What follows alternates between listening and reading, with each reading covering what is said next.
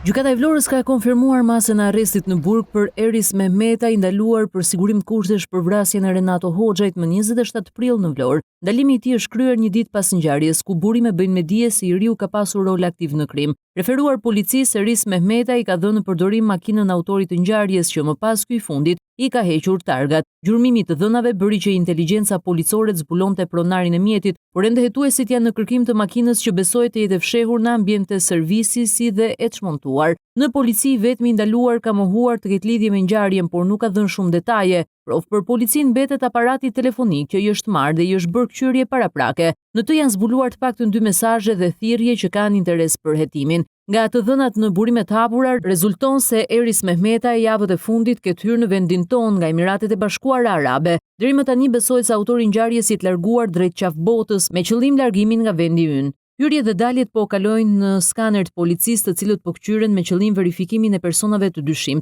ndërkaq që është bërë e mundur të zbulohen pamjet e agresorit që mban kapuç dhe maskë për t'u mosu identifikuar. Po ashtu dyshohet se ai kishte bark artificial. Vrasja e Renato Hoxhës besohet se është vijimi i përplasjeve të bandave në Vlorë. Disa dhëna flasin se viktima kujdesej për ruajtjen fizike dhe të një banese në cilën jetonte një person me rrezikshmëri të lartë.